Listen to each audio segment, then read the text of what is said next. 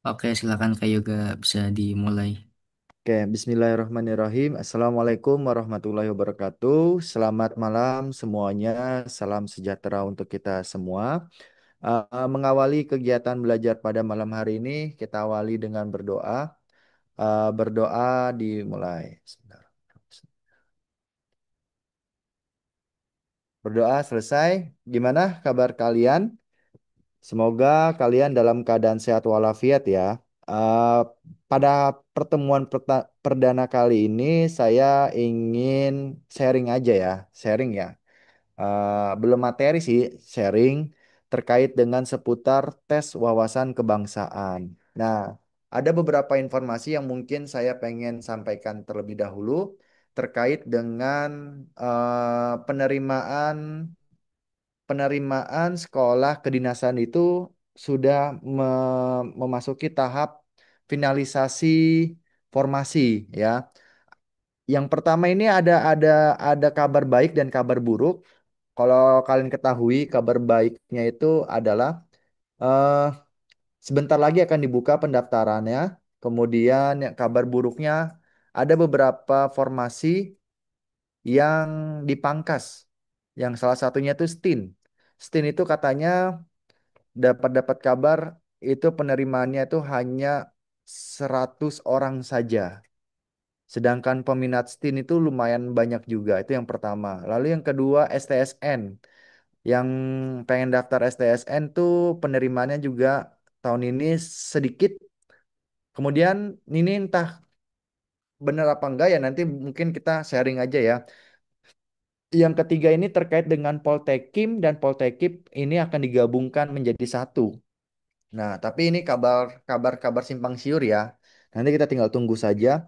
Dan yang terakhir IPDN. IPDN itu em, sekarang tahun ini tuh formasinya itu jauh lebih banyak daripada tahun-tahun sebelumnya. Nah, itu kabar baiknya. Oke ya. Nah, pada pertemuan kali ini saya pengen sharing aja terkait dengan seputar TWK. Sebentar. Nah, kita akan mempelajari tentang tips dan trik SKD, apa saja sih materi TWK, strategi pengerjaan soal TWK, serta plus ada mini latihan soal. Nah, mungkin dari Bimbel Hore Digital ini sudah up up soal ya, udah update soal di Instagramnya. Kalian bisa lihat dan bisa jawab sendiri. Nah, pada pertemuan kali ini kalian beruntung sekali karena akan dibedah satu persatu terkait dengan soal, materi, dan strategi pengerjaan soalnya. Seperti itu ya. Nah, apa sih SKD? SKD ini untuk peserta CPNS dan Sekdin ya, sekolah kedinasan. Dia terdiri dari tiga mata pelajaran. Yang pertama itu adalah tes wawasan kebangsaan ya, atau orang-orang itu menyebutnya tes wawasan kematian karena TWK ini adalah momok mematikan bagi orang-orang yang mungkin kurang persiapan, ya.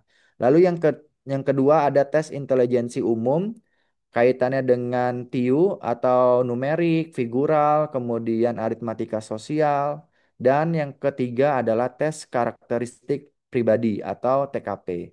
Dengan jumlah soal SKD-nya itu untuk tahun kemarin 2024 itu sebanyak 110 butir soal dalam waktu 100 menit. Nah, ini kalau secara logika, secara penalaran kita ini sangat tidak masuk ya. Maksudnya jumlah soalnya lebih banyak sedangkan waktunya lebih sedikit. Nah, makanya pada kali ini saya akan membagikan tips dan triknya seperti apa.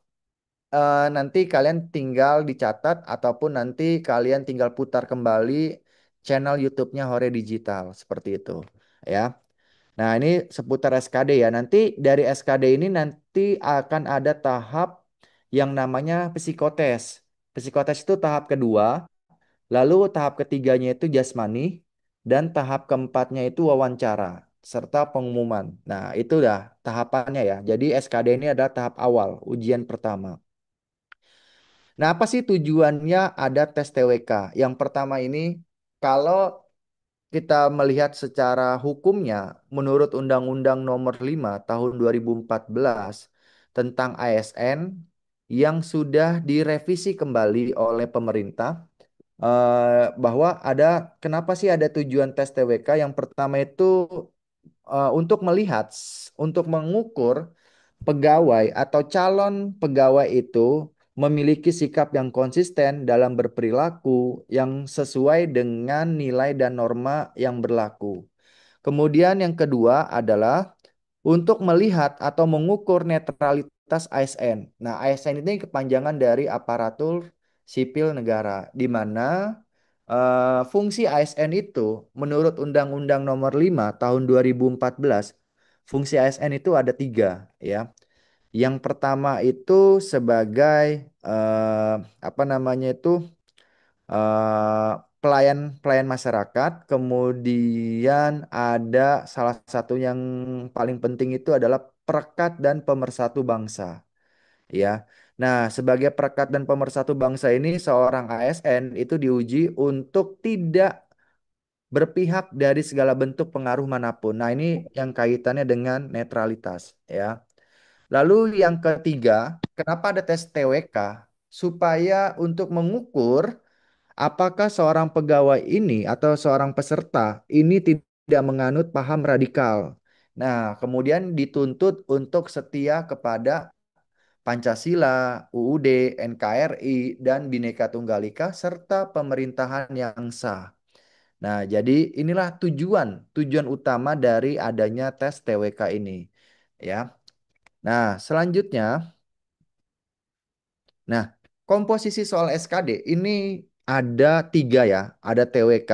TWK itu ada sebanyak 30 soal dengan passing grade-nya itu 65, ya. Jumlah soalnya itu 30 soal. Kalau nilai maksimal itu 150, nilai minimalnya 65. Lalu yang kedua ada tes intelijensi umum, ya. Tes intelijensi umum ini, sorry, ini salah ini, ya. Ini jumlah soalnya ada 35 soal, ya. Ada 35 soal. Passing grade-nya itu ada di angka 80. Jadi nilai terkecilnya itu 80. Nilai tertinggi itu adalah 175, ya. Itu nilai tertinggi. Lalu tes kepribadian. Tes kepribadian ini jumlah soalnya ada 45 soal dengan passing grade-nya itu adalah kurang lebih, ya, 167 atau 166 kalau tidak salah. Ya, nanti kalian cek cek kembali, ya. Nah, ini nilai terendahnya 167. Kemudian nilai tertingginya itu di angka 225, ya. Kalau 45 kali 5, iya betul, 225. Kemudian TWK dan TIU, kalau kalian menjawab kalau kalian benar menjawab soal itu nilainya 5. Kalau kalian salah menjawab soal itu nilainya 0. Tetapi kalau untuk TKP sendiri, setiap opsi itu memiliki nilai yang berbeda-beda, bervariasi.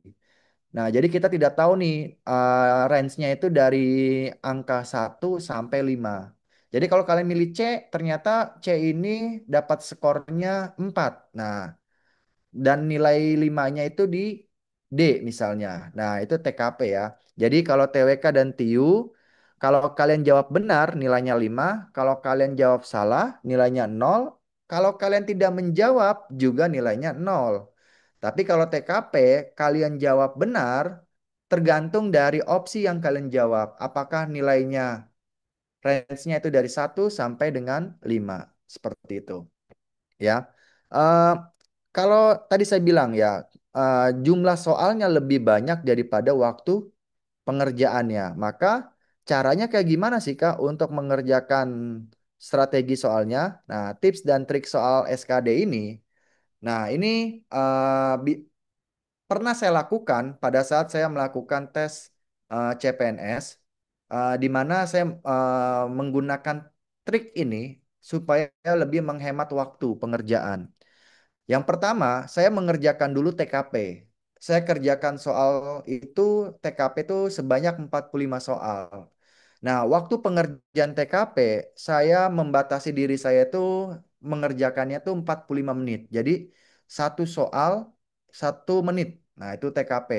Lalu setelah itu karena saya kuat ya, karena saya kuat di TWK atau di pemahaman dan penalaran, maka saya pindah pindah soalnya tuh ke TWK. Nah, TWK kalian kerjakan soal cukup 20 soal saja dengan waktu pengerjaannya 20 menit ya.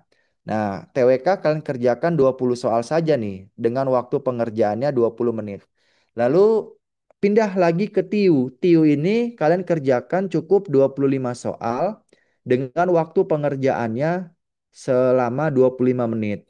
Nah, sisa waktunya itu kan kurang lebih ada 10 menit. 10 menit itu ya, 10 menit itu kalian gunakan untuk menjawab soal TWK kembali dan menjawab soal TIU. Dengan catatan kalian tidak boleh mengganti jawaban yang sudah kalian jawab sebelumnya. Jadi 10 menit itu dilarang, haram hukumnya untuk mengganti jawaban. Tetapi dianjurkan atau diwajibkan kalian menjawab pertanyaan yang belum kalian jawab. Nah, contoh, sisa waktu 10 menit. Maka kalian gunakan 5 menit untuk menjawab soal TWK, 5 menit untuk menjawab soal TIU yang belum. Nah, kalian gunakan tuh 5 menit itu untuk jawab asal-asalan aja soal TWK. Kan TWK kurang 10 soal ya. Maka 5 menit itu kalian jawab asal-asalan aja menggunakan feeling. Nah, 10 menit tuh. Jadi satu soal itu estimasi waktunya itu sekitar 20 detik atau 30 detik kayak gitu ya. 30 detik kalian menggunakan feeling. Nah, kemudian lanjut ke TIU. TIU kan sisa soalnya 10 soal lagi. Sedangkan kalian tuh disuruh masih ada waktu 5 menit lagi. Maka kalian gunakan tuh 10 soal 5 menit untuk menjawab 10 soal TIU. Nah, menggunakan feeling juga seperti itu ya. Jadi 20 soal dan 25 soal itu jangan diganti jawabannya. Kenapa? Karena kalau kalian ganti jawaban, otomatis kalian itu sudah kena mental. Nah, seperti itu ya, sudah kena mental duluan. Maka jangan diganti jawaban dari soal itu. Seperti itu ya. Nah, eh, kemudian apa sih materi TWK? Nah, materi TWK ini ada 4 ya. Sebenarnya ada 5. Tapi yang kelima ini adalah terkait dengan bahasa Indonesia, teman-teman. Yang pertama itu TWK itu berbicara tentang nasionalisme. Nasionalisme ini sampai sejauh mana sih kalian memahami tentang identitas nasional kita? Apa itu identitas nasional? Identitas nasional itu tanda pengenal yang sudah disepakati oleh para pendiri bangsa Indonesia.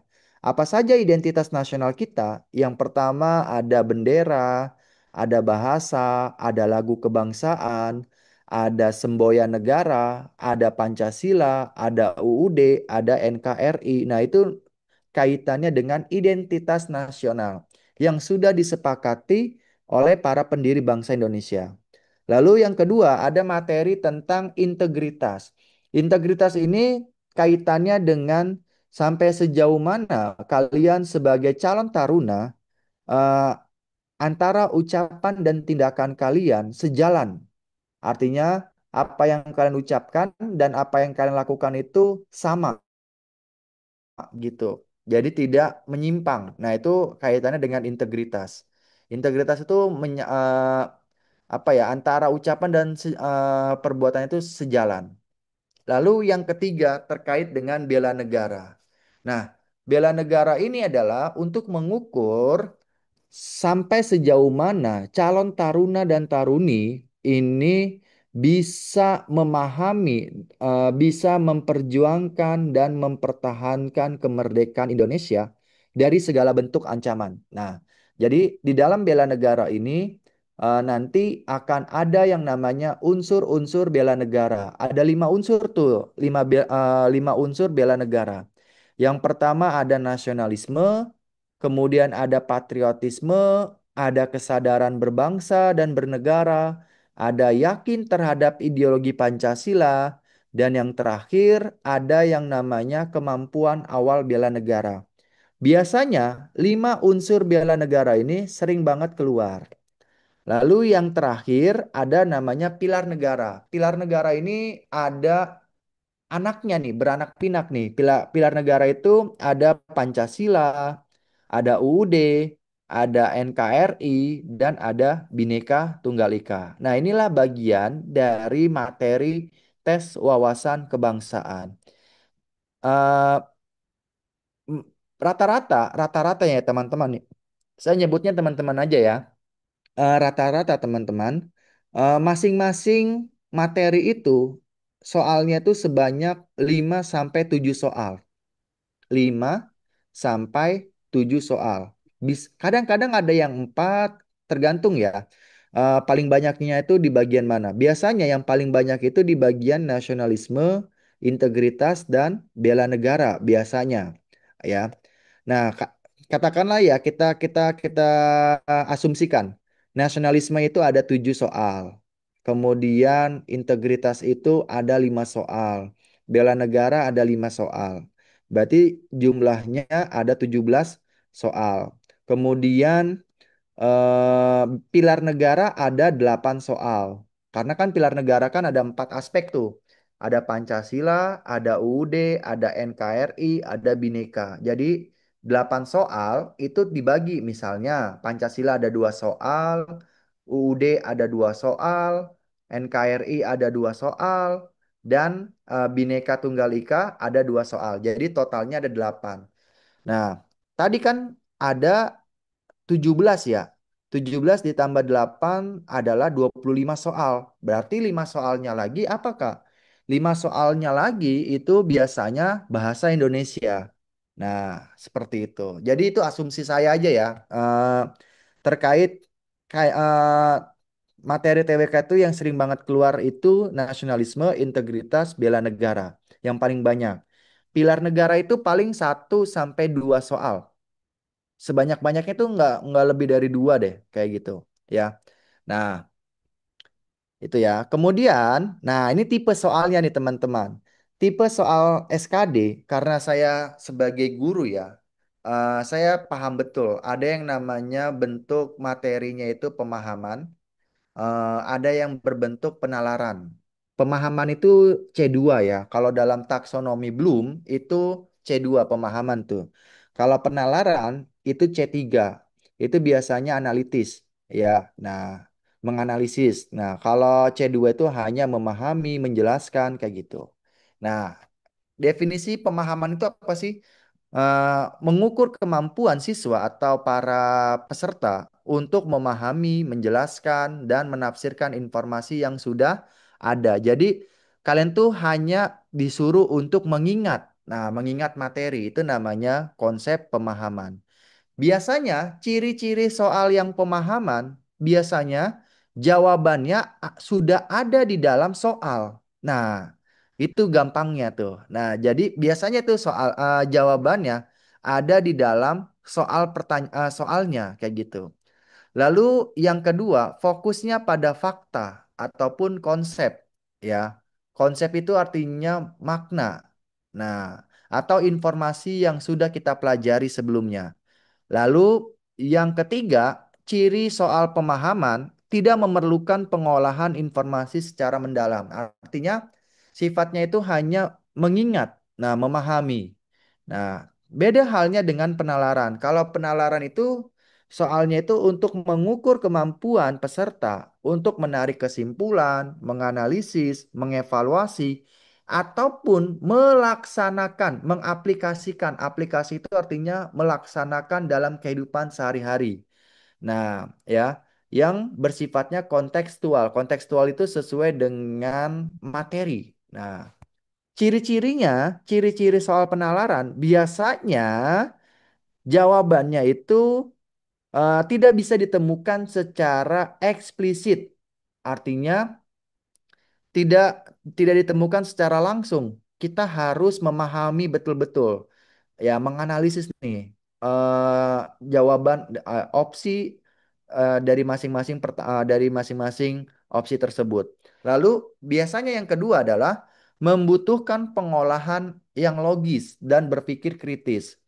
Nah, ini ciri yang kedua nih. Jadi biasanya tuh ada studi kasus. Dikasih dikasih kasus dalam kehidupan sehari-hari, maka pertanyaannya bagaimana cara kita menangani kasus tersebut? Biasanya dimulai dari kata bagaimana. Nah, itu bentuk soal penalaran. Tapi kalau pemahaman, apa makna Pancasila? Nah, apa makna Bhinneka? Nah, itu soal pemahaman. Tapi kalau soal penalaran, biasanya pertanyaannya diawali dengan bagaimana. Apa yang harus kamu lakukan sebagai warga negara? Nah, itu adalah soal penalaran tuh tentang menganalisis dan mengaplikasikan. Nah, biasanya tuh, nah tadi yang sudah saya katakan sering mengandung situasi atau kasus real. Nah, jadi kasus-kasus yang ada di dalam kehidupan sehari-hari. Nah, ini tipe soal SKD ya. Supaya kalian tahu nih, tipe soal SKD itu ada dua. Ada pemahaman yang bentuknya kita disuruh untuk memahami, menjelaskan materi yang ada dalam TWK dan penalaran. Kita disuruh untuk menyelesaikan sebuah kasus. Nah, ini bentukannya tuh ada studi kasus kayak gitu ya. Tidak bisa ditemukan secara langsung. Nah, itu tipe soal penalaran ya. Nah, bagaimana sih cara menjawabnya? Ini pakai bahasa Inggris nih ya. Jadi caranya yang pertama itu, ini saya kasih tips dan trik nih. Eh, Kalian kalau mau menjawab soal TWK dengan cepat, kalian cukup baca di paragraf awal dan di paragraf akhir. Ya, biasanya tuh, ya kan, nih udah saya katakan tuh, ada di dalam awal paragraf atau di akhir paragraf, supaya kita jauh lebih memahami kayak gitu, ya. Jadi baca soalnya itu di awal paragraf dan di akhir paragraf. Lalu yang kedua, kita melakukan scanning. Scanning itu artinya apa ya namanya ya? Menyeleksi opsi yang tidak berkaitan dengan soal. Nah, ya, jadi menyeleksi nih ya, menyeleksi opsi yang tidak ada kaitannya dengan soal. Itu namanya scanning, ya. Jadi pertama kita baca di awal paragraf dan akhir paragraf, lalu tahap kedua adalah kita melakukan scanning, menyeleksi opsi yang tidak ada kaitannya dengan pertanyaan tersebut ya, itu scanning. Nah, supaya lebih mudah lagi kayak gitu. Nah, terus tips yang ketiga adalah kalau bentukannya, perhatikan pernyataan berikut, kalian nggak usah baca pernyataannya, kalian cukup baca pertanyaannya. Jadi kalau ada soal, ya, baik itu soal TO ataupun soal di BKN, untuk menghemat waktu kalian, kalian cukup baca di awal, di pertanyaannya aja. Ya, yang ditanyakan tuh apa? Lalu kalian lakukan yang namanya scanning. Scanning itu menyeleksi opsi yang sesuai dengan pertanyaan tersebut. Nah, ini cara ini sudah saya gunakan waktu saya mengikuti tes CPNS. Jadi saya mengerjakan TWK itu pada saat itu hanya 10 menit, bayangin. 20 soal itu sudah saya jawab dan alhamdulillah saya mendapatkan nilai itu di TWK 110 dan itu lumayan gede ya dengan waktu mengerjakan 10 menit. Sisa waktunya saya gunakan untuk mengerjakan TIU. Karena kenapa? Karena TIU saya itu apa ya namanya? Bisa dibilang saya lemah di TIU. Nah, tapi alhamdulillah sih nilainya ya sesuai dengan target saya kayak gitu, ya. Nah, oke ya. Nah, ini cara menjawabnya, cara membaca, ya, teknik membacanya. Yang pertama baca di awal paragraf dan di akhir paragraf, lalu menyeleksi, mengeliminasi opsi, ya. opsi yang tidak ada kaitannya dengan pertanyaan. Nah, itu tahapan scanning. Oke ya. Nah, eh, nah ini dia. Kita kita bedah materi per materinya. Materi pertama tentang nasionalisme. Nasionalisme ini kalau C2-nya kalian tuh hanya diminta untuk yang pertama memahami nih tentang nasionalisme. Apa sih nasionalisme? Nah, saya kasih penjelasan sedikit aja ya. Nasionalisme itu adalah perasaan dan kecintaan kita terhadap tanah air ya, untuk mempertahankan identitas tanpa merendahkan bangsa lain. Nah, itu namanya nasionalisme tuh. Jadi, cara kita nih mempertahankan identitas nasional tanpa merendahkan bangsa lain. Lawan dari nasionalisme biasanya itu adalah chauvinisme. Chauvinisme itu apa sih, Kak? Chauvinisme itu adalah nasionalisme berlebihan. Nah, itu namanya chauvinisme. Lalu materi yang kedua, kalian dikaitkan dengan tujuan nasionalisme. Nah, tujuan nasionalisme itu apa? Nah, itu ada beberapa tuh ya. Mungkin kalau nanti kita ketemu, saya akan jelasin lah materi lebih spesifiknya ya. Lalu, ini nih kadang-kadang nih yang suka membingungkan nih, yang jadi pertanyaan mematikan nomor tiga. Kalian tuh diminta untuk memahami perbedaan nasionalisme dan cinta tanah air. Apa sih bedanya orang yang nasionalisme dengan orang yang ada rasa cinta tanah air? Nah, itu dua hal yang berbeda, teman-teman. Tadi kalau kita lihat dari materinya, nasionalisme itu kan kaitannya dengan identitas. Kalau cinta tanah air ini kaitannya dengan budaya ataupun kaitannya dengan ekonomi, ya. Nah, contoh melestarikan kesenian, kemudian mempromosikan kebudayaan, ataupun yang kedua, yang ketiga, menggunakan produk dalam negeri. Nah, kalau udah kata-kata menggunakan produk dalam negeri, itu udah bagian dari cinta tanah air, bukan bagian dari nasionalisme. Kalau nasionalisme itu erat kaitannya dengan identitas nasional. Terus menjaga alam, menjaga lingkungan itu bagian dari cinta tanah air, ya.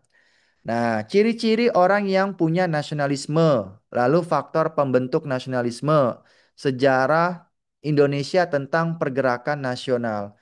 Nah, sejarahnya itu kan diawali dengan adanya organisasi Budi Utomo, kayak gitu ya.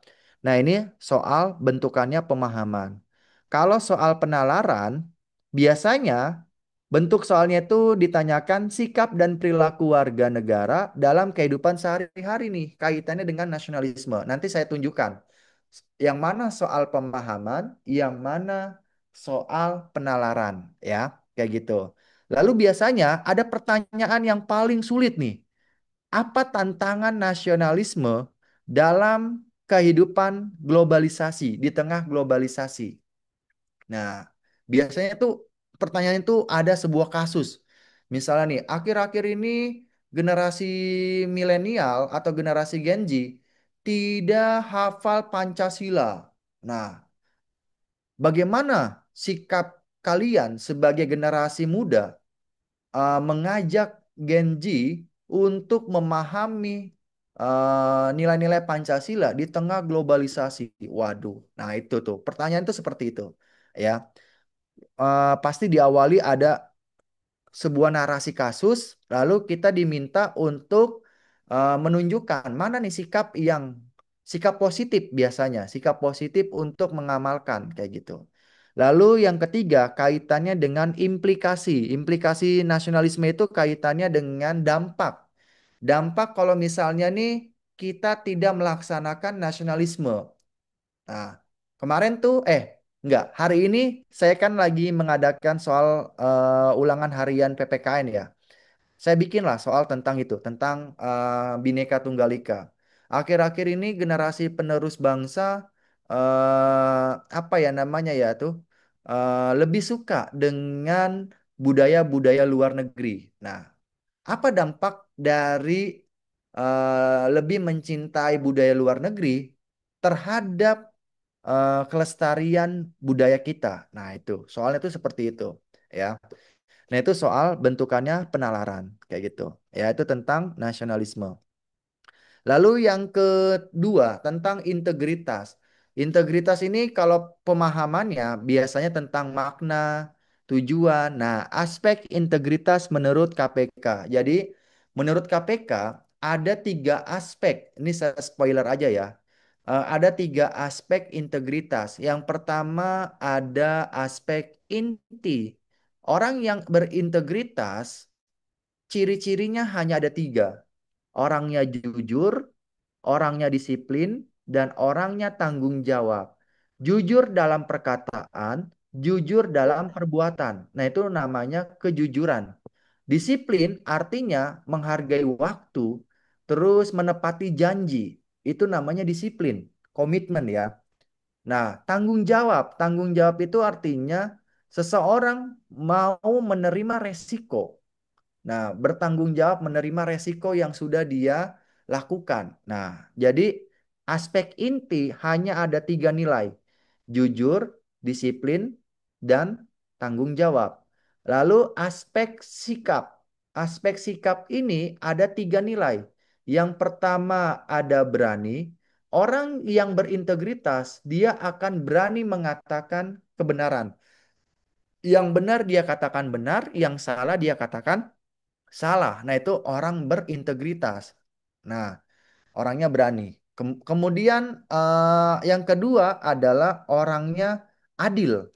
Adil di sini artinya memberikan hak yang sama kepada setiap orang tanpa diskriminasi. Ya, jadi setiap orang itu diberikan hak yang sama, kayak gitu. Contoh nih, saya sebagai seorang guru, ketika ada 36 siswa saya. Kemudian mereka saya kasih tugas. Kemudian dia mengumpulkan tugas, maka saya wajib memberikan semua nilai kayak gitu kepada mereka. Nah, itu namanya adil. Artinya memberikan hak yang sama kepada setiap orang. Itu namanya adil, ya. Nah, kemudian yang ketiga dari aspek sikap yaitu adalah orangnya peduli. Peduli ini artinya mau membantu orang lain, mau menolong. Nah, peduli erat kaitannya dengan sikap empati dan simpati. Nah, mungkin pertanyaannya, apa sih yang membedakan orang yang empati dengan orang yang simpati dulu? Coba saya tanya dulu deh. Coba, apa bedanya orang simpati dengan empati? Lebih enak tuh tanya jawab ya, kayaknya ya, Kak Mamat ya. Coba jawab di kolom meeting chat, coba. Apa bedanya orang yang bersimpati dengan orang yang berempati? Daripada saya ini, kita ini aja. Ada yang bisa jawab perbedaannya? Nah, tidak ada beda kata. Em, Oke. Nah, kalau simpati ya, bukan kartu ya. Simpati ini lebih kalau dalam bahasa anak-anak zaman sekarang itu orangnya kepo. Artinya hanya perasaannya doang ya. Nah, itu namanya simpati. Orangnya kepoan, pengen tahu nih, hanya merasakan doang, ikut merasakan. Itu namanya simpati. Tapi kalau anak zaman sekarang, empati itu dia katakan orangnya peka. Peka ini artinya sudah ada tindakan untuk membantu. Nah, ya. Nah, ya. Jadi orang yang empati itu dia peka terhadap seseorang yang ditimpa kesedihan, kemudian dia bantu. Tapi kalau orang simpati, biasanya tuh dia orangnya pengen tahu doang, teman-teman. Jadi ketika orang lain sedang ditimpa kesedihan, dia cuma nanya, lu ada masalah apa? Kayak gitu. Nah, itu namanya kepo. Nah, tapi orang empati pasti dia sudah ada tindakannya, kayak gitu. Nah, itulah peduli ya, seperti itu. Kemudian aspek yang ketiga adalah aspek etos kerja. Nah, etos kerja ini menurut KPK, orang yang berintegritas itu ada tiga aspek etos kerja. Yang pertama adalah orangnya kerja keras. Kerja keras artinya dia mau berusaha semaksimal mungkin. Dia mau mengerjakan sesuatu dengan maksimal lah, dengan profesional kayak gitu.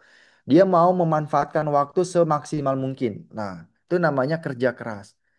Lalu yang kedua adalah orangnya mandiri. Mandiri ini artinya orang tersebut tidak tergantung kepada orang lain. Jadi segala sesuatunya dia kerjakan dengan sendiri tanpa melibatkan orang lain kayak gitu. Nah, itu namanya orangnya mandiri, tidak mau apa ya namanya ya, tidak mau merepotkan orang lain seperti itu. Itu namanya mandiri. Lalu yang ketiga adalah sederhana. Orang yang berintegritas dari aspek etos kerja tentu dilihat dari sikap perilakunya itu sederhana. Nah, jangan sampai terkecoh ya. Orang yang sederhana itu dilihat dari tiga aspek ya. Tiga aspek sederhana nih ya. Tiga aspek sederhana. Yang pertama, ini jadi spoiler aja ya, spoiler aja nih. Aspek yang pertama itu dari perkataan ya. Kenapa? Orang yang sederhana dari perkataan dia tidak cenderung flexing, tidak melebih-lebihkan ucapannya, itu ya. Apakah dia melebih-lebihkan ataupun tidak? Nah, itu namanya orangnya sederhana. Lalu yang kedua dari eh, apa ya namanya tuh ya? Eh, sikap, sikapnya dia, ya. Sikapnya dia tuh kayak gimana nih? Dia bisa membedakan nggak antara kebutuhan dengan keinginan. Nah, terkadang kita tidak bisa membedakan tuh mana kebutuhan, mana keinginan. Ya, mana yang kita butuhkan, mana yang kita inginkan. Nah, jadi orangnya tuh pasti bisa membedakan antara kebutuhan dan keinginan. Itu orangnya sederhana. Lalu yang ketiga, orang yang sederhana bisa dilihat dari penampilan. Nah, yang terakhir adalah dari penampilannya. Apakah penampilannya itu menunjukkan orangnya sederhana atau tidak? Nah, itu bisa dilihat tuh. Kan jangan sampai nih kita eh, apa ya? Tidak tahu gitu. Misalnya nih orang pakai celana pendek, pakai kaos, ternyata jam tangannya mewah, menggunakan mobil mewah. Nah, itu belum tentu juga sih sederhana kayak gitu ya. Jadi dilihat dari tiga aspek ini nih. Orang sederhana itu lihat dari perkataan, perbuatan, dan penampilan kayak gitu ya. Itu aspek dari tiga aspek integritas menurut KPK ya. Kemudian faktor pembentuknya. Faktor pembentuk integritas itu bisa dimulai dari aturan, bisa dimulai dari budaya organisasinya, bisa dimulai dari contoh pemimpin. Kalau kita menaati aturan, tentu kita akan memiliki sikap yang integritasnya itu sangat tinggi, ya. Karena kan aturan itu kan dibuat untuk melatih kita untuk disiplin dan bertanggung jawab. Kayak gitu. Ya. Kemudian bisa juga dilihat dari budaya organisasinya. Apakah budaya organisasinya itu membuat atau membentuk karakter yang berintegritas atau tidak? Contoh misalnya, ya. Eh, budaya perusahaan dengan budaya militer tentu akan berbeda, teman-teman. Budaya perusahaan mungkin ada sebagian yang tidak menghargai waktu. Tapi kalau budaya militer itu udah pasti dia akan menghargai waktu. Nah, itu tentu akan dilatih tuh. Eh, sikap integritasnya itu akan terbentuk tuh dari budaya organisasinya, kayak gitu. Lalu yang ketiga, integritas bisa terbentuk lewat dari contoh pemimpin. Kalau pemimpinnya bagus, perkataannya bagus, tindakannya bagus, kemudian penampilannya juga bagus, tentu akan dicontoh oleh para bawahannya. Nah, itulah faktor pembentuk integritas dari sudut pandang pemahaman. Kalau dari sudut pandang penalaran, biasanya yang ditanyakan itu sikap dan perilaku warga negara. Atau biasanya nih, yang nomor dua nih yang sering keluar sikap tokoh nasional yang berkaitan dengan integritas dan dampaknya. Nah, biasanya tahun 2025, tahun 2024, pertanyaannya itu eh, dikaitkan dengan materi lain. Contoh nih, berikut ini yang termasuk aspek etos kerja sesuai dengan nilai-nilai Pancasila. Nah, itu biasanya tuh keluar tuh. Nah, itu ada dua dalam satu soal, ada dua materi. Yang pertama integritas, yang kedua adalah Pancasila. Kayak gitu, ya. Ini soalnya penalaran. Lalu materi yang ketiga, bela negara. Nah, di sini kaitannya dengan apa sih bela negara? Apa sih tujuan bela negara? Perbedaan antara patriotisme dengan bela negara itu apa? Nah, ini kadang-kadang suka tertukar ya.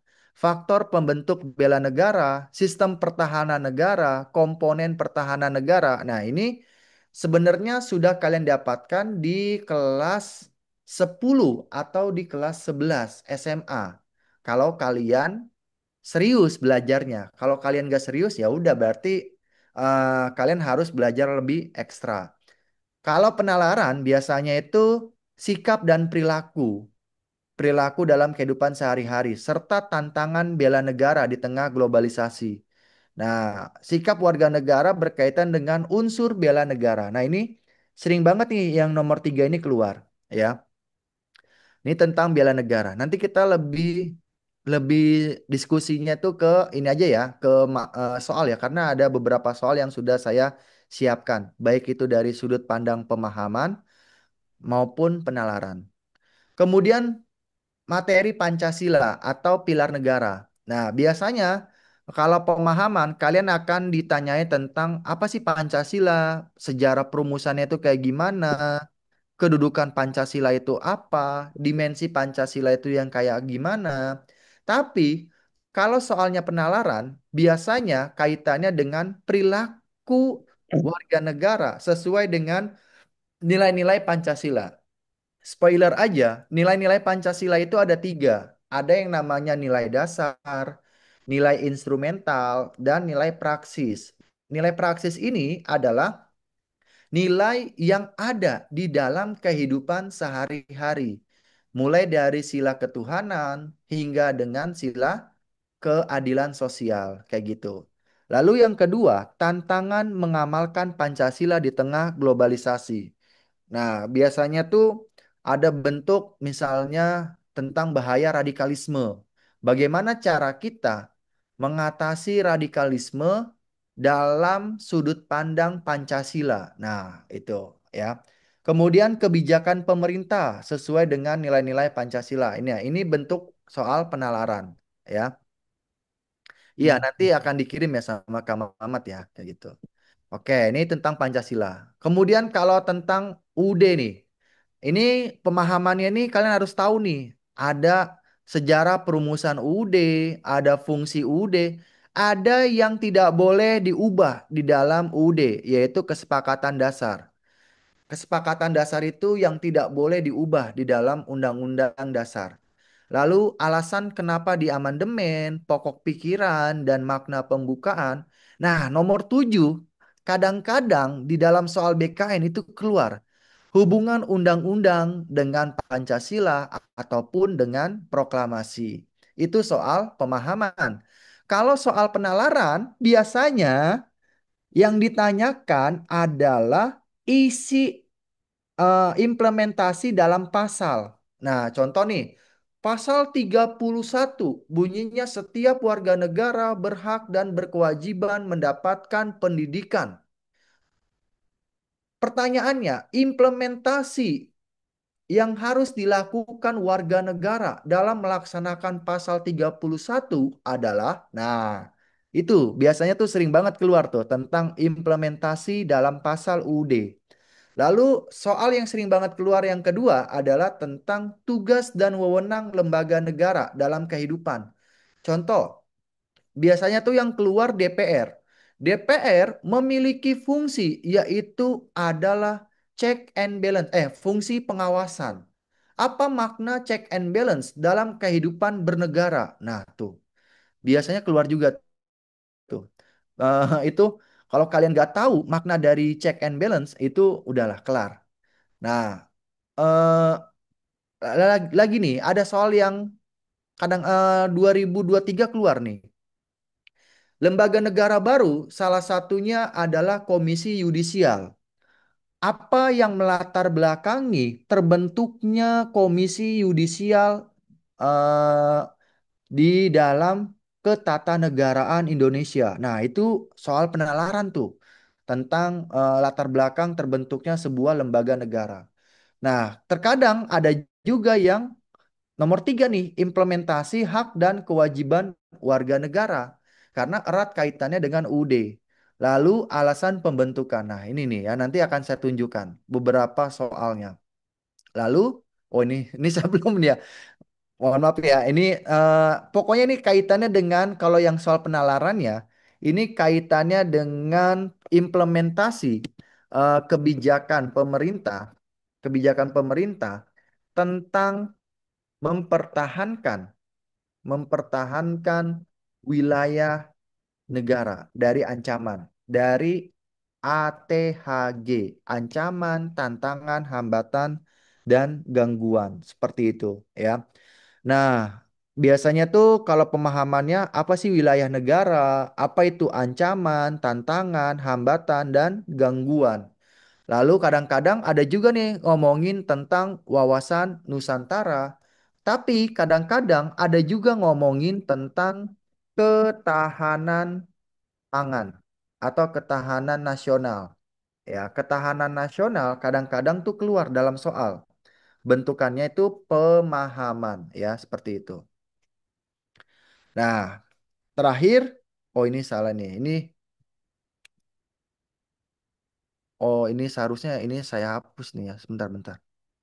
Ini ini NKRI-nya ada dua. Maaf ya guys. Tadi saya buru-buru nih. Iya. Nah, ini ya.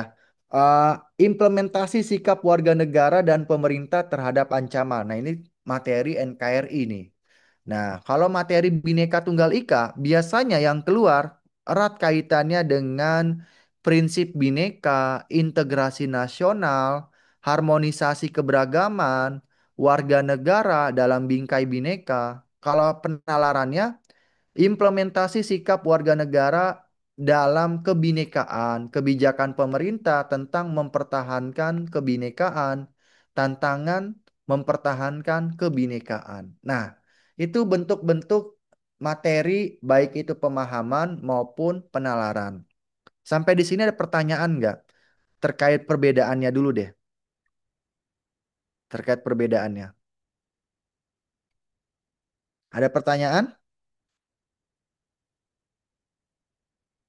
Tidak ada? Lumayan ini ya. Kalau tidak ada, kita lanjut ke latihan soal, mini latihan soal. Nah, silakan kalian jawab, baik soal pemahaman dan soal penalaran. Ini bentukannya, Dil. Ya. Nah, coba dijawab dulu tuh. Ini untuk tipe materi nasionalisme. Yang sebelah kiri ini adalah soal pemahaman, yang sebelah kanan ini soal penalaran. Kira-kira apa? Soal pemahaman dulu deh. Jawaban soal pemahaman apa, guys? Coba. Saya mau dengar nih. Silakan dijawab di meeting chat biar saya. Maksud check and balance gimana Kak baru dengar? Oke. Nanti saya jawab ya. Coba dijawab soal pemahaman dulu guys.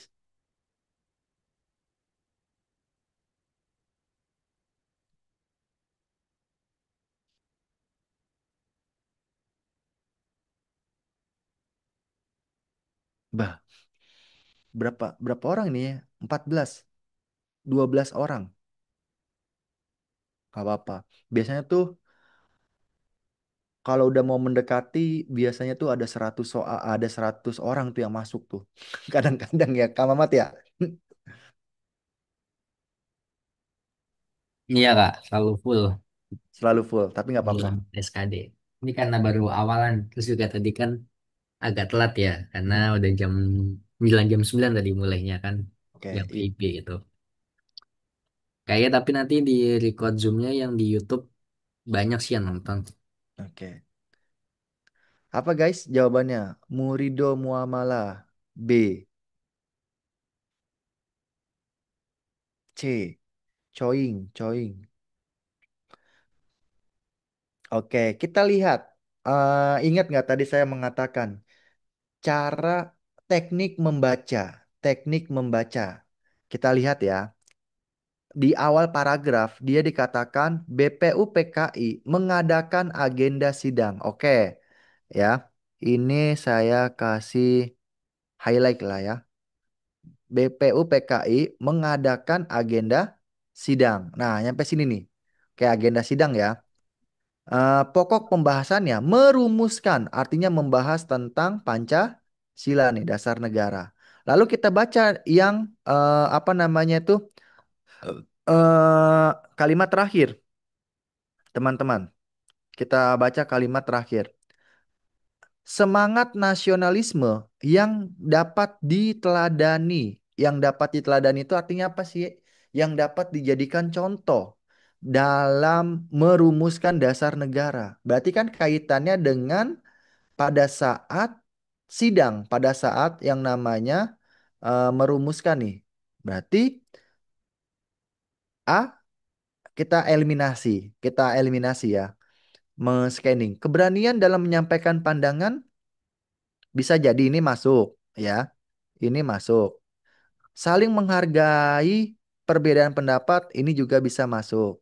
Kebersamaan dalam melaksanakan perjuangan bangsa dengan ikut berkumpul sesama daerah. Oh, ini salah nih ya. Ada kata sesama daerah. Berarti yang C salah.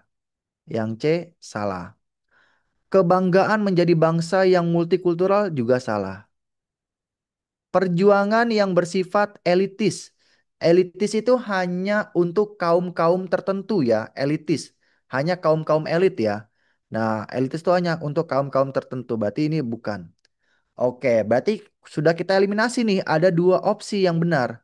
A dan B. Maka kita lihat lagi. Yang ditanyakan itu tentang merumuskan dasar negara. Berarti yang perlu kita teladani adalah dalam semangat nasionalisme ini yang benar adalah yang B ya, yang B yaitu saling menghargai perbedaan pendapat. Nah, jadi bukan yang A. Kalau yang A benar keberanian dalam menyampaikan pandangan, tapi eh, apa ya itu ya keistimewaan lah. Nah, kalau yang dapat diteladani itu yang bisa kita jadikan contoh. Apa yang bisa kita jadikan contoh? Saling menghargai perbedaan pendapat. Nah, itulah soal pemahaman. Artinya, kalian paham dulu nih konteks dari nasionalisme itu apa. Baru nanti dicari tuh apa ya fungsi dari nasionalisme. Lalu kalau soal penalaran, silakan kalian jawab. Coba, silakan kalian jawab, guys. Yang soal penalarannya. Bedakan bedakan antara soal penalaran dengan soal pemahaman. Nanti saya tanyakan deh, apa perbedaannya?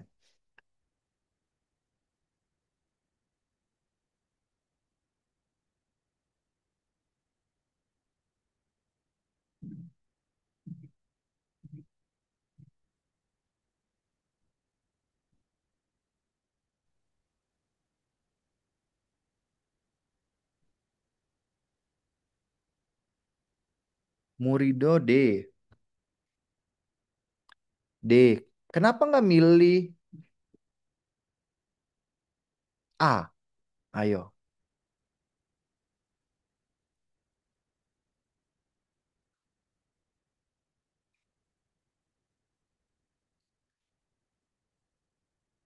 ayo guys. Oke. Kenapa nggak milih A atau E?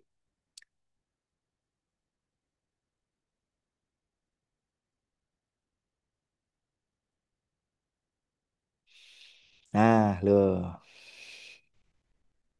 Nah, loh.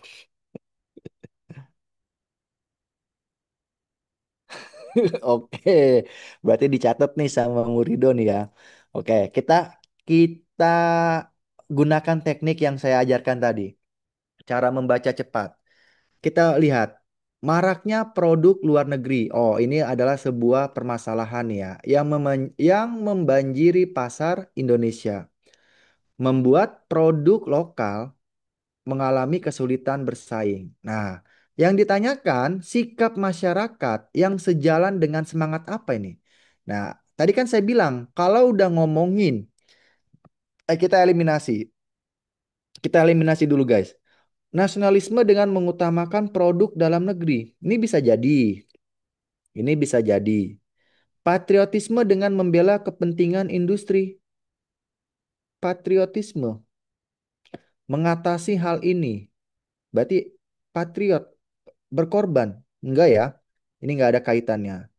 Nah, ekonomi kerakyatan dengan mendukung usaha mikro dan kecil menengah. Hmm, kenapa enggak milih ini? Kan tadi saya bilang kan kaitan dengan ekonomi juga. Bisa jadi dong C. Ayo. Cinta tanah air dengan membeli produk asli Indonesia. Ini bisa jadi. Globalisasi dengan meningkatkan daya saing produk lokal di pasar internasional.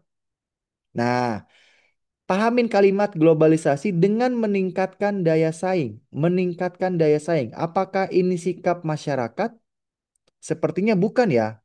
Kalau yang E itu kaitannya dengan sikap pengusahanya sebagai POV-nya itu sebagai pengusaha, bukan sebagai masyarakat. Nah, dan sebagai pemerintah juga. Kalau sebagai pemerintah, bagaimana caranya meningkatkan daya saing? Maka ini perannya pemerintah. Ya, ini perannya pemerintah. Maka yang E udah pasti salah. Berarti yang mana nih? A, C, atau D? Nah, tadi ada yang jawab beda sendiri tuh. Siapa tuh? Coba jawab guys. A, C, atau D? Atau punya alasan lain nggak?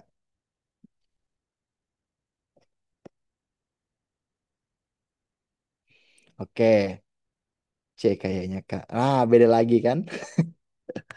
Nah, berarti kena mental nih kalau misalnya udah kayak gitu. Nah, ingat tadi penjelasan saya bilang apa? Kalau udah kaitannya dengan produk luar negeri, ya, produk kaitannya dengan ekonomi, nah, kaitannya dengan nasionalisme. Nasionalisme itu identik dengan identitas.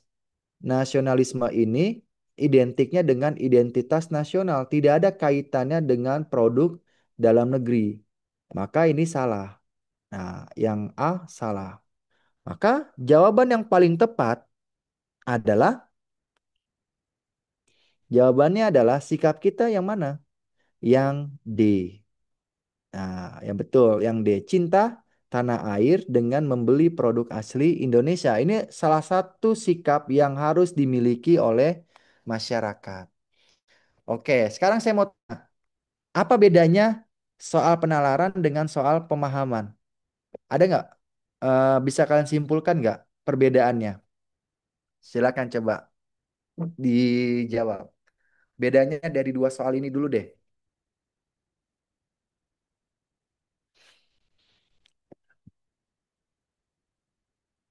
Apa guys? Ada pertanyaan nggak terkait satu submateri dulu nih? Satu submateri dulu. Tidak ada?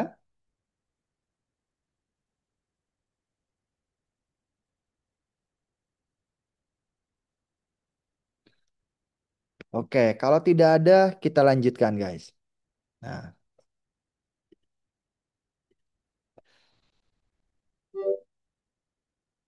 dah.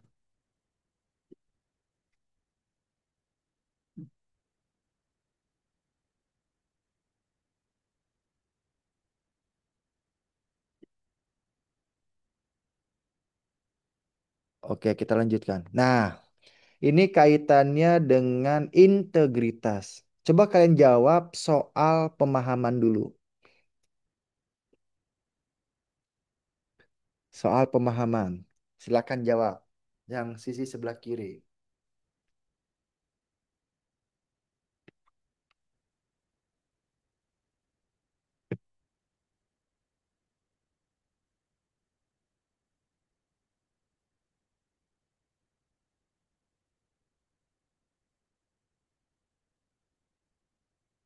Okta, C.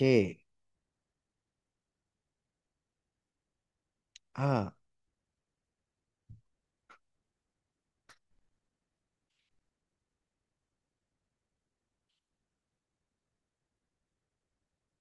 Dio Putranto, A.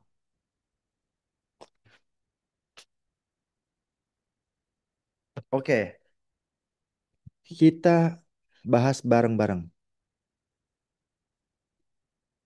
ya. Di sini kita lihat yang termasuk aspek etos kerja. Tadi udah saya bilang, etos kerja itu menurut KPK ada 3 aspek.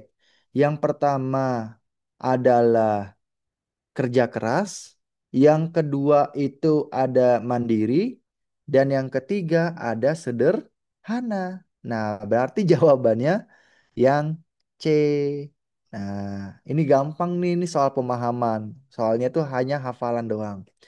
Tapi kalau kalian lihat dan coba jawab soal penalarannya.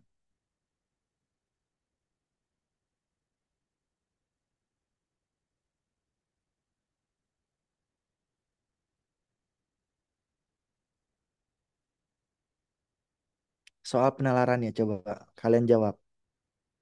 Dio, belum.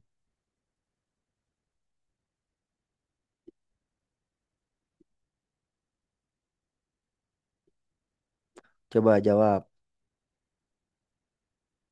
A.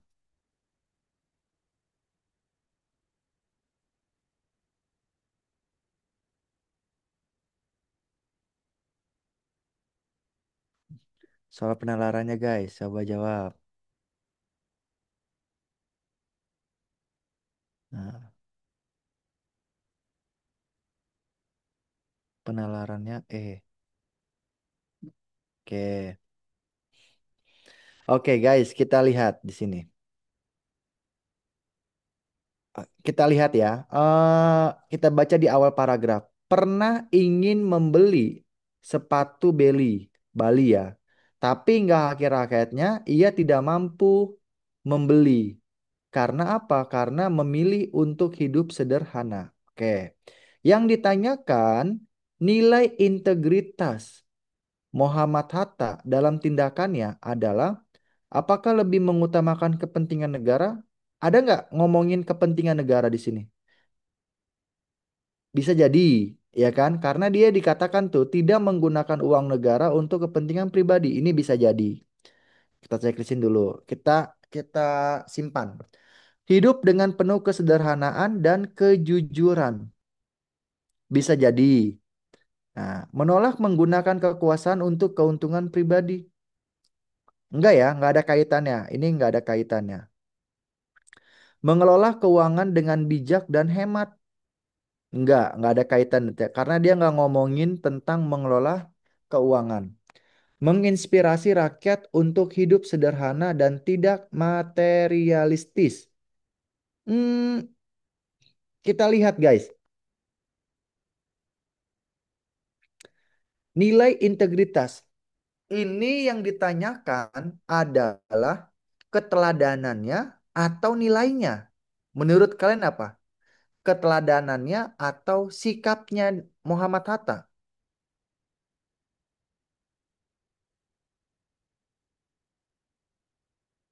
Menurut kalian tuh lebih ke sikapnya atau keteladanannya? Sikap, oke. Berarti kalau kalau yang itu kaitannya dengan kalau pertanyaannya apa yang perlu kita teladani dalam tindakan Muhammad Hatta? Nah, baru jawabannya yang ya. Nah, menginspirasi rakyat untuk hidup sederhana dan tidak materialistis. Nah, ini. Jadi yang udah pasti salah. Maka jawaban yang paling tepat karena dia ngomonginnya tentang Memilih untuk hidup sederhana, tidak menggunakan uang negara untuk kepentingan pribadi, berarti ini jawabannya adalah yang B, ya. Nah, ini yang B ya. Nah, ini salah satu bagian dari hidup dengan penuh kesederhanaan yang tadi saya bilang. Orang yang sederhana dilihat dari tiga aspek. Dari perkataan, dari perbuatan, dari penampilan. Dia bilang nih, dari perkataannya Muhammad Hatta tuh pernah ingin membeli sepatu. Ada keinginan nih perbuatannya. Tapi dia lebih memilih untuk hidup, apa ya namanya ya, memilih untuk hidup sederhana dan tidak menggunakan uang negara. Nah, ini adalah prinsip kejujuran juga. Seperti itu ya. Jadi jawabannya yang B. Iya, makanya kamu, tadi saya bilang orang yang sederhana dilihat dari tiga aspek ini. Perkataan, perbuatan, dan penampilan. Nah, ya. Apa, dari perkataannya apa? Dia bilang nih, Muhammad Hatta pernah ingin membeli sepatu Bali, tetapi hingga akhir hayatnya ia tidak mampu membelinya karena memilih untuk hidup sederhana dan tidak menggunakan uang negara untuk kepentingan pribadi. Nah, ini sebuah prinsip yang dipegang oleh Muhammad Hatta seperti itu. Maka jawabannya B. Oke ya. Nah, ada pendapat lain silakan sebelum kita ke soal selanjutnya. Udah jam 10 aja. Soal selanjutnya tentang bela negara. Oke, kita next ya. Nah, eh, soal Pancasila, Deng. Mana ya bela negara? Oh, Pancasila sekarang. Oke. Nah, silakan kalian kerjakan soal Pancasila nih. Ini tentang gampang lah ini.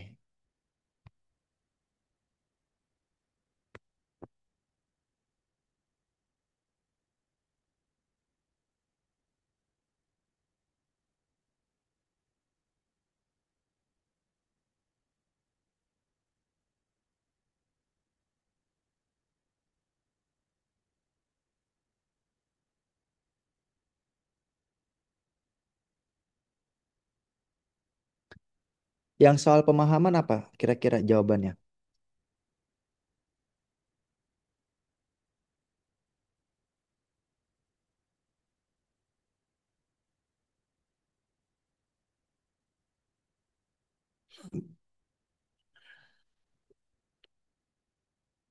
C, rantai.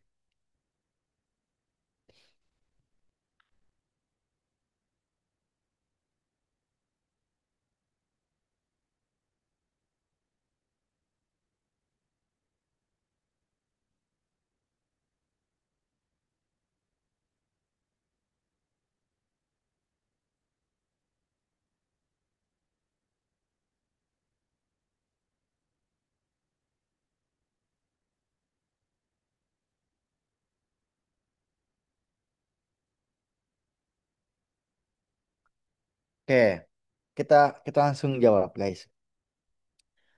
Nah, ini tentang mematikan ini ya, tentang Pancasila nih. Tidak boleh memaksakan kehendak. Garis bawah ini tentang memaksakan kehendak. Nilai Pancasila yang berlambangkan apa? Nah, memaksakan kehendak berarti dia punya tujuan kan, punya tujuan tertentu. Nah, memaksakan kehendak berarti kalau kalian tahu ada 45 butir pengamalan Pancasila tuh. Ada 8 butir di sila ketuhanan, ada 11 butir di sila kemanusiaan kayak gitu. Nah, kalian harus paham tuh. Kalau memaksakan kehendak itu salah satu sila yang terkandung di dalam jawabannya adalah yang yang B, kepala banteng. Kepala banteng itu artinya kerakyatan yang dipimpin ya. Jadi di dalam butir pengamalan Pancasila sila keempat, poin kedua dikatakan bahwa tidak boleh memaksakan kehendak kepada orang lain atau dalam kurung disebutnya itu penyuapan. Jadi orang yang melakukan suap, suap itu kan contohnya kayak gini. Kita ditilang nih sama polisi. Kemudian kita memberikan sejumlah uang kepada polisi dengan harapan kita tidak ditilang kayak gitu. Ya dengan harapan kita dibebaskan oleh polisinya.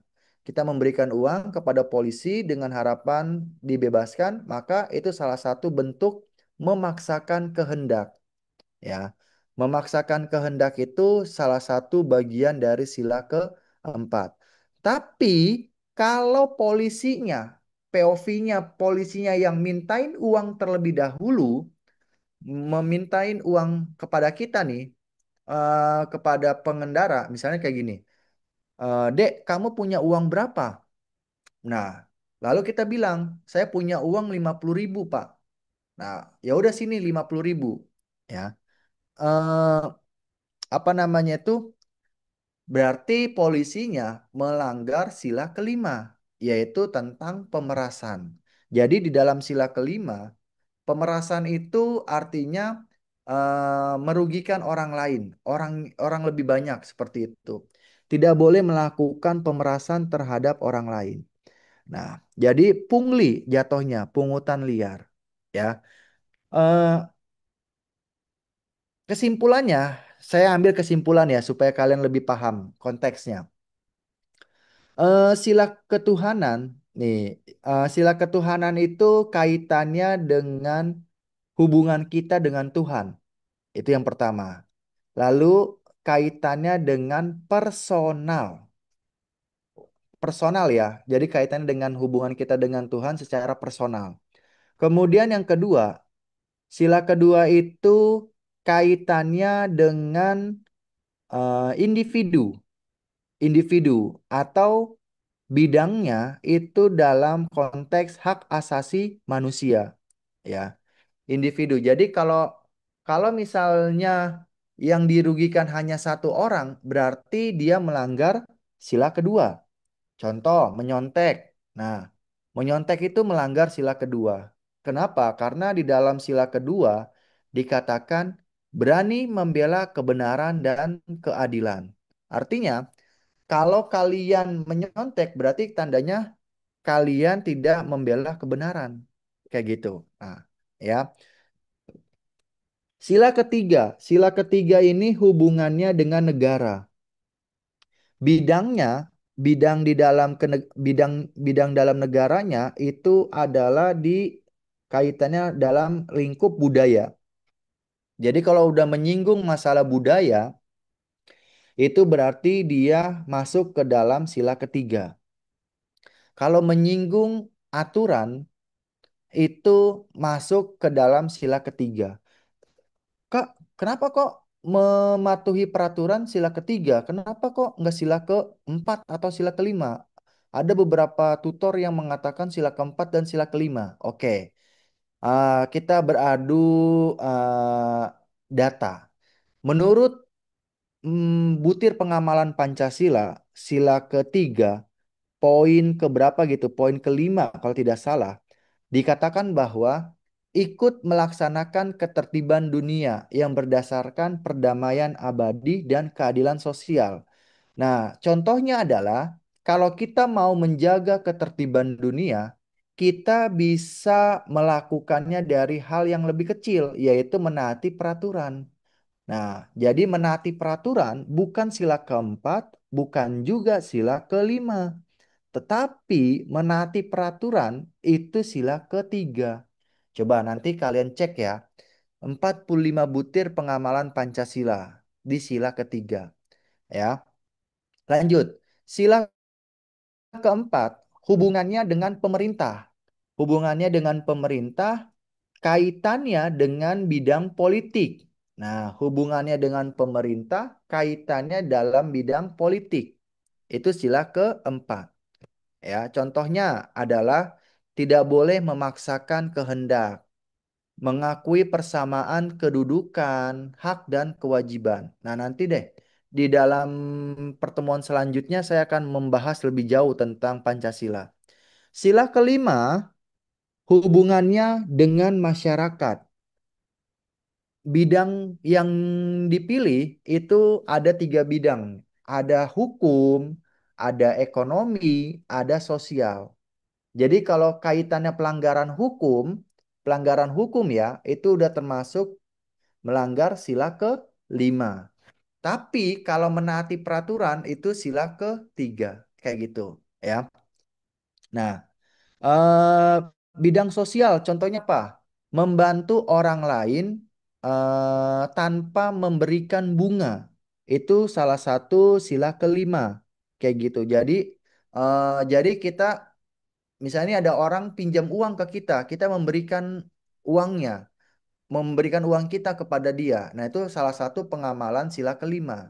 Kalau ada pinjam meminjam ya, tapi kalau kalian bentukannya membantu orang lain doang, itu termasuk sila kedua. Untuk korban musibah, nah itu sila kedua, kayak gitu ya. Kemudian apalagi ya? Tidak melawan arah saat berkendara. Nah, kita lihat konteksnya. Melawan arah saat berkendara udah pasti pelanggaran. Yang kedua, yang dirugikan banyak orang. Berarti kalau yang dirugikan banyak orang, berarti melanggar sila kelima. Lalu yang selanjutnya, pejabat melakukan korupsi. Korupsi melanggar sila keberapa, Kak? Berarti kita lihat korupsi yang dirugikan berapa orang? Banyak orang, Kak. Berarti kalau banyak orang, berarti itu termasuk sila kelima. Seperti itu, ya. Jadi konteks di sila kelima adalah hubungannya dengan masyarakat, kaitannya dengan bidang hukum, bidang ekonomi, bidang sosial, kayak gitu. Ya. Nanti deh kita kita bahas di lebih spesifik di Pancasila. Next kita masuk ke soal penalaran Pancasila di sebelah kanannya. Silakan kalian jawab.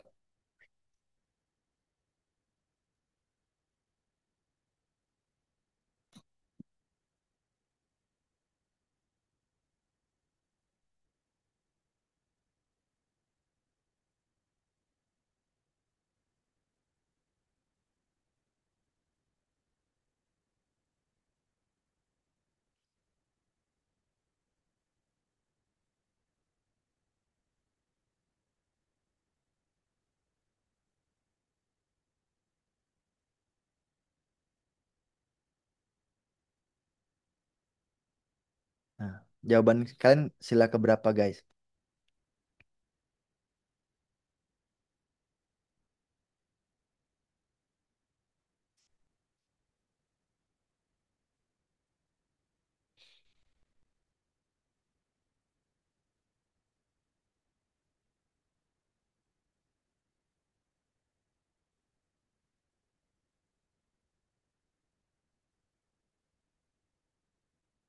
Oke. Hati-hati. Ini soal penalaran yang susah nggak menurut kalian? Coba jawab dulu. Susah atau tidak soal penalaran ini? Jawab, guys. Susah. Nah, inilah soal terbaru. Nanti kalau kalian ikut pembelajaran di Hore Digital. Oke, ini ada dua apa ya namanya ya teman-teman ya? Ada dua masalah nih. Kita lihat, kita lihat.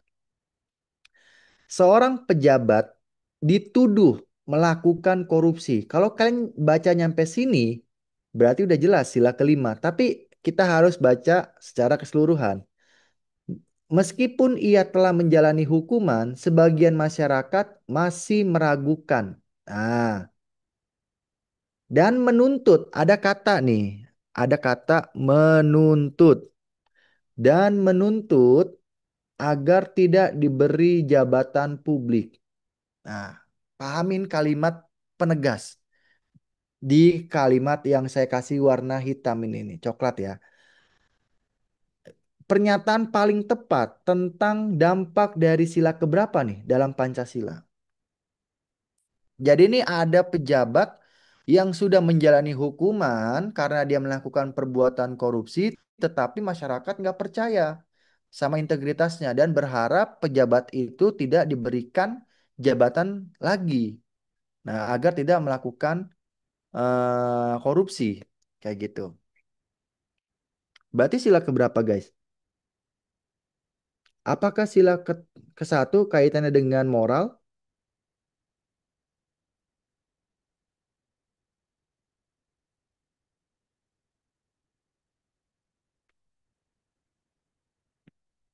Enggak ya? Tidak ada nih. Ini tidak ada. Ini bukan. Apakah sila kedua? Karena menyangkut keadilan dan martabat. Apa itu martabat? Nah, saya mau tanya nih, apa itu martabat, guys? Kalau martabak tahu, kalau martabat,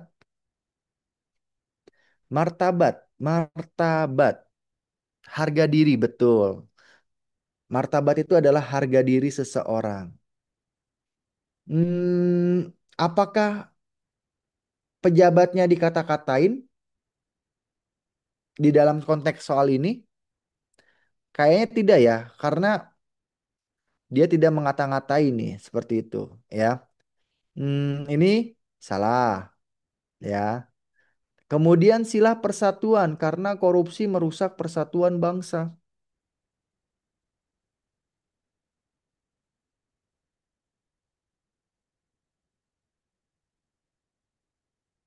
Sila persatuan.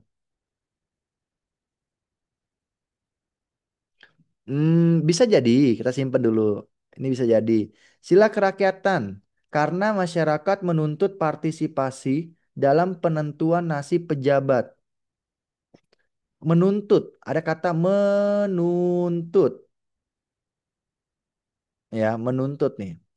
Berarti ini bisa jadi juga menuntut itu kan kaitannya dengan aspirasi, ya.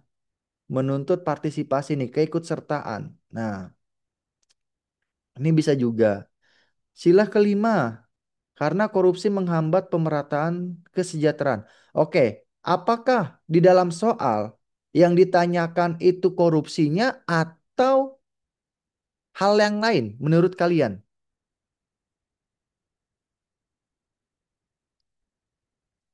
Apakah dia dikatakan tentang korupsinya atau hal yang lain?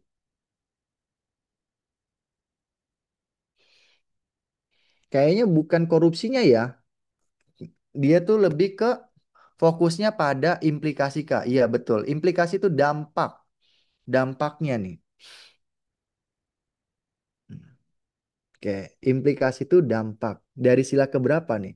Karena nih ada pejabat yang sudah menjabat, kemudian dia tersandung kasus korupsi, kemudian dia dihukum, menjalani hukuman, lalu masyarakat meminta kepada pemerintah atau kepada ya kepada pemerintah untuk tidak diberikan lagi jabatan.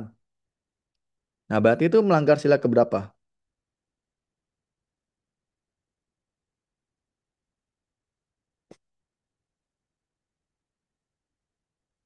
Bisa jadi tapi konteks soalnya nggak masuk.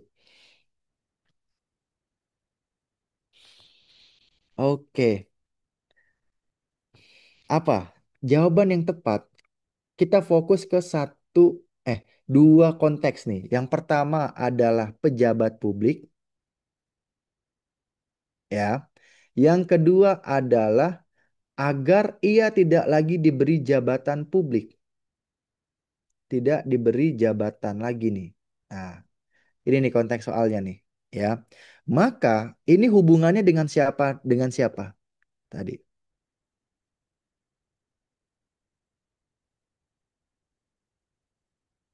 Bukan melanggar sila, Kak. Poinnya apa ya? Dampak apabila pejabat. Iya, dampaknya betul. Dampaknya kalau pejabat itu kembali menjabat. Nah, C, D atau E menurut kalian bisa jadi juga nih. Akan merusak persatuan, akan menentukan partisipasi, Nasib pejabat.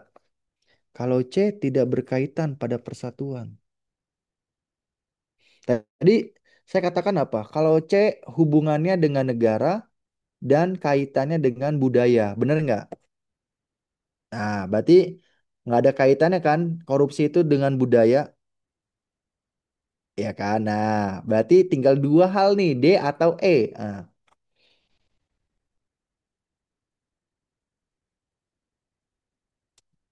jawabannya adalah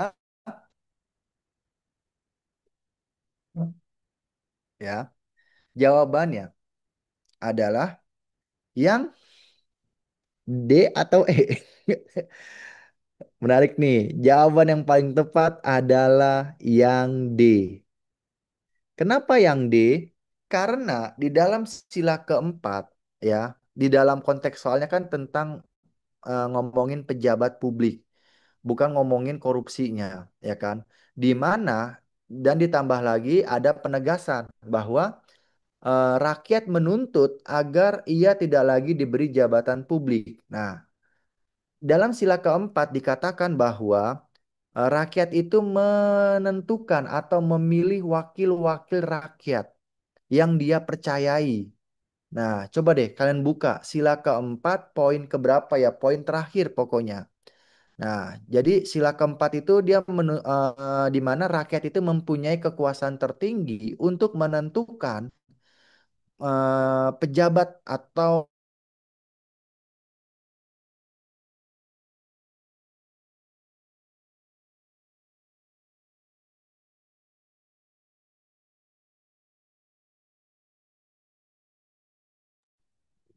Gimana Kak Yoga?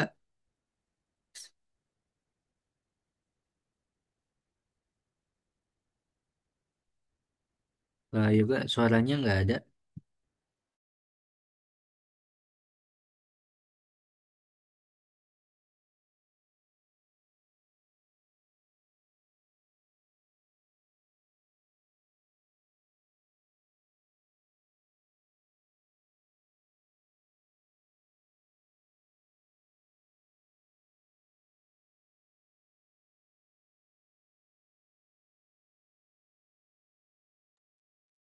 Mungkin ada gangguan sinyal.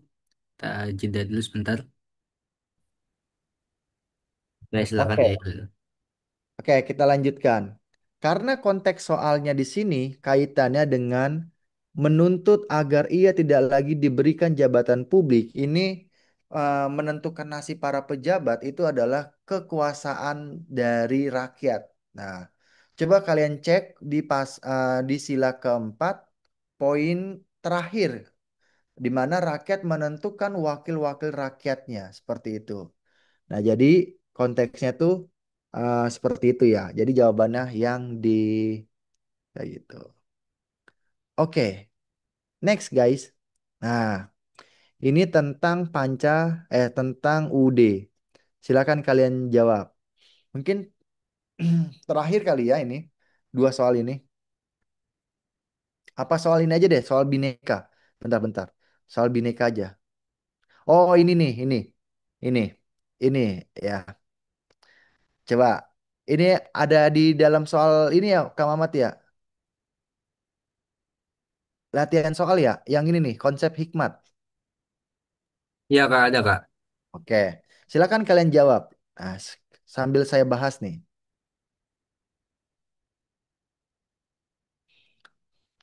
Yang soal penalaran. Yang sebelah kiri. Jawaban kalian apa?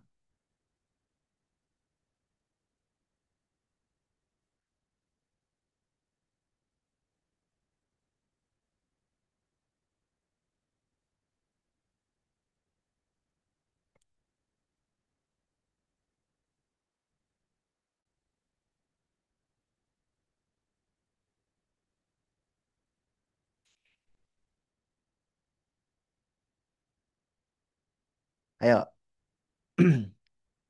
Ayo guys. Terakhir nih. Dua soal terakhir. Semangat guys. Ayo.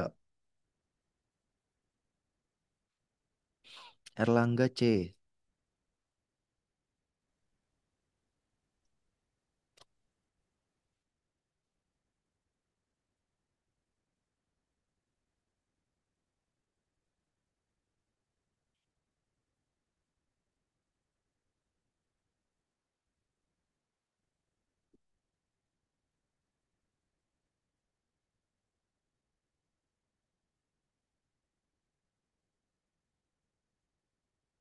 Apa guys jawabannya? B.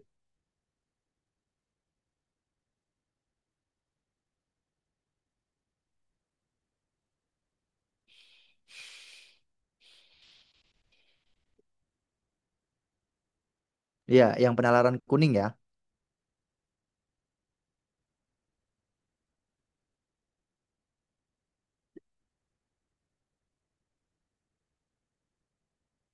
Oke, kita lihat guys.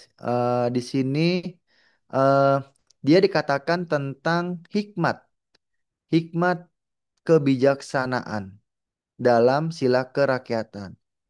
Kata hikmat mengindikasikan apa?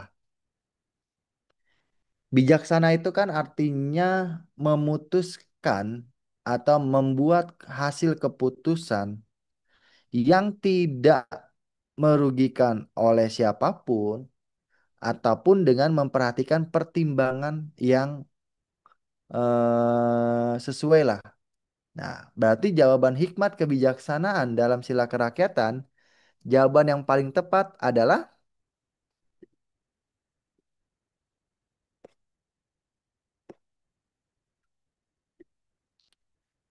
yang A, ya. Kenapa yang A? Karena kalian cek di sila keempat eh, bahwa hikmat itu artinya harus mengambil keputusan secara rasional. Rasional itu artinya harus menggunakan akal sehat. Nah, bijaksana artinya kalau kita membuat keputusan harus menggunakan keputusan itu harus berdasarkan pertimbangan yang matang dengan diiringi eh, akal sehat seperti itu. Nah, jadi jawabannya adalah yang A. Coba deh buka butir sila keempat, poin keberapa gitu. Jadi harus menggunakan akal sehat. Nah, itu makna hikmat kebijaksanaan itu keputusan yang diambil harus berdasarkan konsep akal sehat dan pertimbangan matang. Seperti itu. Oke, soal terakhir guys. Dari soal penalaran nih. Kira-kira apa nih ngomongin bahasa?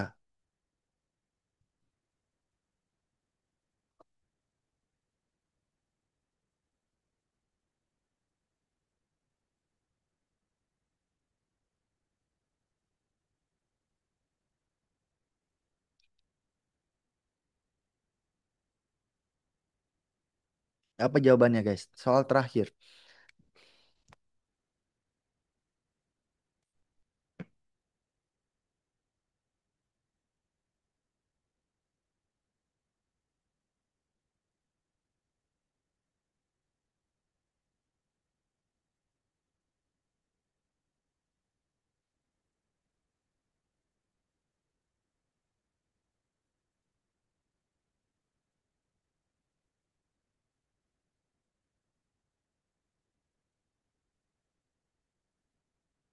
A.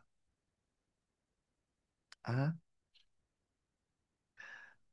Ini ini adalah soal yang saya keluarkan di dalam ulangan tadi, ulangan kenaikan kelas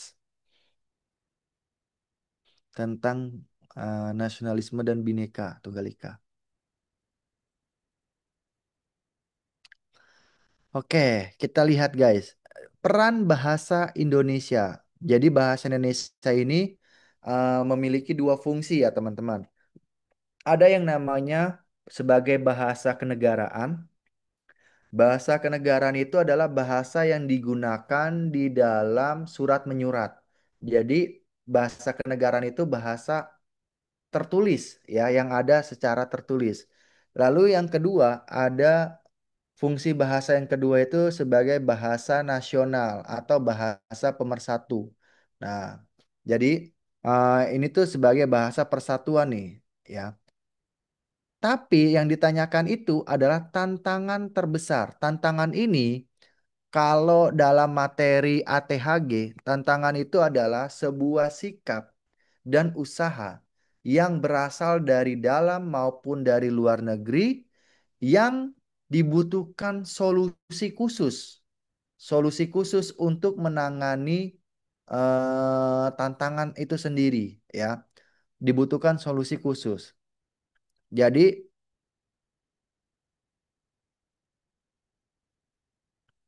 nah, tantangan terbesarnya dalam mempertahankan dan mengembangkan bahasa Indonesia di era global.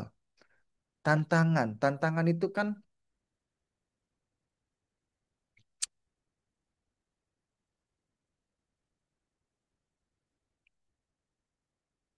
berarti yang paling ini yang paling mencurigakan menurut kalian apa? A atau B? Paling banyak deh.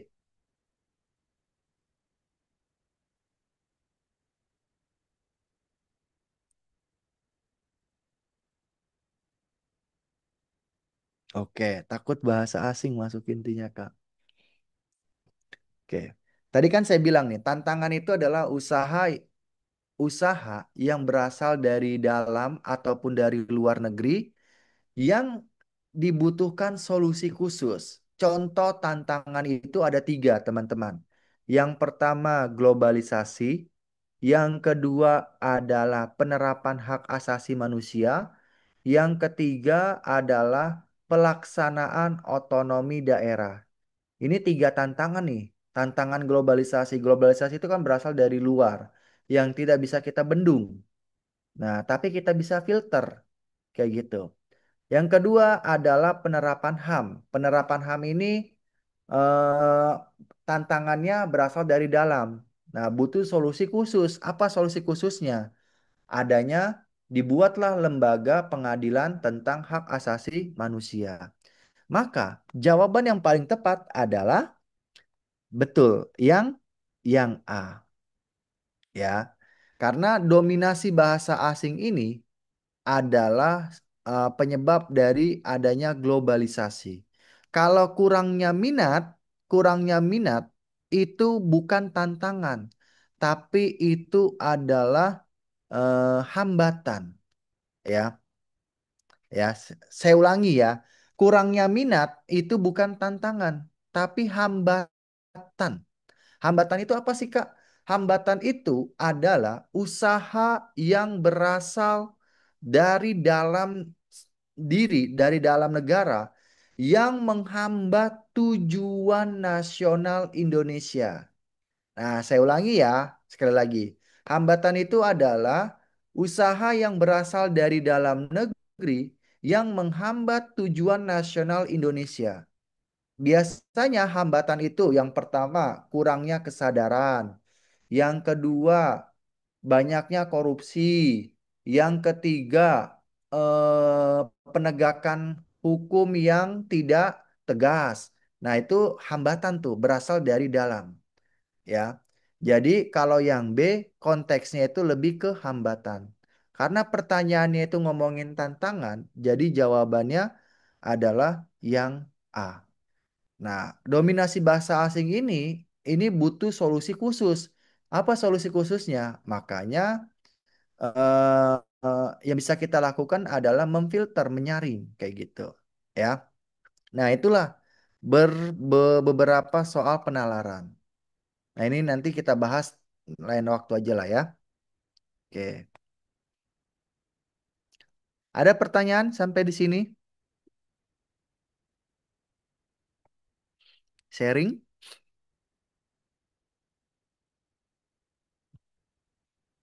Nanti dua soal lagi kita ini eh, pertemuan selanjutnya lah ya. Karena mengingat waktu juga sudah larut malam juga. Kalau di WIB sudah pukul 22 lewat 25. Kalau di Wita 23 sama setengah satu ya. Kalau di WIT Indonesia bagian tengah timur. Timur. Iya. Udah ganti hari di sana. Iya, betul-betul udah ganti hari. Lebih enak sih weekend sih, Kak. Iya, kalau weekend pasti banyak yang itu sih. Iya. Kalau malam minggu kita adain Zoom lagi nih, TWK nih. Dan malam minggu bisa bisa sih, bisa. Bisa. Malam minggu mungkin nanti kita gas aja gitu. Kita Oke. jadwalin lagi, Kak. Oke ya. Nah, nanti kita ketemu lagi di kesempatan selanjutnya. Sebentar. Saya kembalikan ke Kamamat. Nah, Oke, terima kasih Kak Yoga atas waktunya pada malam hari ini. Oke, tadi udah dibahas sekilas mengenai materi TWK ya, untuk pembukaan mengenai TWK SKD Sekdin ya, yang tahun 2025 ini. Jadi, sebelum Sekdin dibuka kan, Sekdin akan dibuka nih, tapi emang telat ya, mundur panjang banget gitu. Kemungkinan baru di awal bulan depan baru dibuka gitu. Untuk kuota beberapa Sekdin udah rilis walaupun belum 100% ya. Banyak kayak yang tadi Kak Yoga bilang di awal, banyak yang kuotanya itu dikit gitu. Hanya ada satu dua yang naik tapi sisanya kayak menurun karena ya ada efisiensi kayak gitu. CPNS aja tahun ini nggak buka ya. Dibukanya tahun 2026. Jadi sebelum SKD Sekdin dibuka, pendaftarannya dibuka, kalian udah persiapan dulu untuk materinya gitu. Untuk sekarang mungkin kita fokus ke TWK. Kemungkinan di minggu depan ada fokus TIU gitu. Terus nanti di minggu depan lagi baru TKP gitu. Nah, untuk tadi yang tanya file materi, jadwal Zoom, dan lainnya, kalian bisa daftar ke paket bimbel Hore Digital ya. Untuk yang Sekdin, harganya 500.000, belajar hingga H-1 ujian SKD Sekdin nanti di tahun 2025. Jadi, kalau untuk Zoom sama latihan soal via Google Form, itu free untuk umum. Nanti juga kita ada kayak quiz-quiz, apa ya, quiz-quiz latihan harian lah di Instagramnya Hore Digital dan juga di saluran WA-nya Hore Digital ya. Nanti ada quiz-quiz harian gitu. Quiz SKD harian spesial quiz lah gitu. Kalau itu gratis untuk umum. Nah, untuk file materi, file pembahasan, jadwal Zoom, sama tryout dan lain sebagainya itu hanya diberikan ke siswa paket bimbel premium yang ini. Jadi ya mau tadi minta file materinya, terus minta nanya jadwal Zoom selanjutnya, request materi, request jadwal, bisa join aja ke paket bimbelnya ya. Tuh harganya hanya 500.000 itu. Pelajaran nyampe H-1 ujian SKD. Nanti ya fasilitas ada tryout, kuis, latsol, materi, modul gitu. Gitu ya. Oke, sampai sini ada pertanyaan. Oke, kalau nggak ada mungkin Abang Hid aja. Nanti kalau mendapat ada pertanyaan bisa chat aja di grup atau DM aja ke IG Hore Digital ya. Tuh. Oke, ditunggu untuk record Zoom-nya. Insya Allah besok siang atau besok sore udah tersedia di channel YouTube-nya Hore Digital. Jangan lupa untuk follow IG-nya Hore Digital dan juga subscribe channel YouTube-nya Hore Digital. Oke, cukup sekian dari Abang. Mohon maaf apabila ada kekurangan. Wabillahi taufiq wal hidayah. Wassalamualaikum warahmatullahi wabarakatuh. Selamat malam semuanya. Terima kasih Kak Yoga waktunya malam hari ini. Sampai begadang nih ya jadinya. Oke, selamat malam semuanya.